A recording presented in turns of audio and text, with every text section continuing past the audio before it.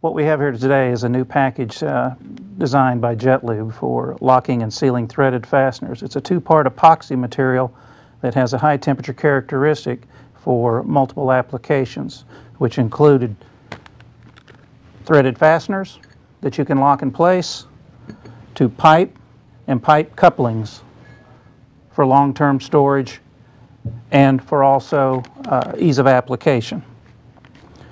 One of the things that we want to point out in this package is also the fact that this extends the shelf life of the product by being sealed in this configuration for long-term storage, temperature variations, and applications in the field. So now we're ready to demonstrate the product. We tear it open from the top, reach inside, pull out the work instructions, and pull out the plastic container which contains the epoxy and the resin.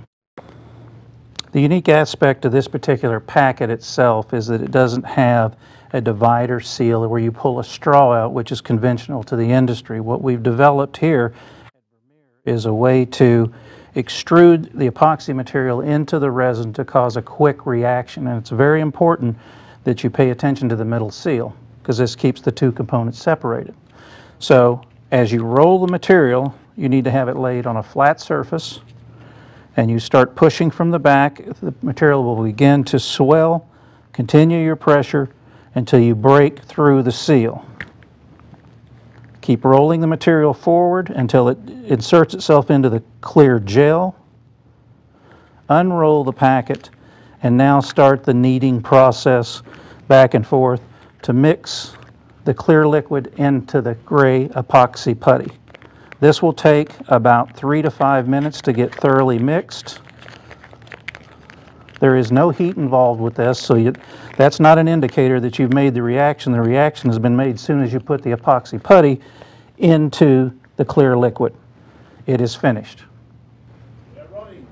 Okay, in order to demonstrate how you can use the two-part epoxy on a conventional threaded nut and bolt, basically what we're going to do is we're going to take the two-part epoxy, we're going to cut the corner off here, and you're going to extrude the epoxy onto the bolt where you want to lock the nut down to the fastener itself.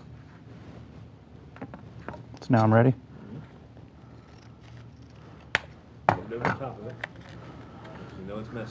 You take the epoxy, you run a small bead onto the threaded fastener, you take the nut itself, you screw it onto the fastener to the desired application level, which will be indicated because you will have epoxy on both sides of the nut. Once you have secured it in place, then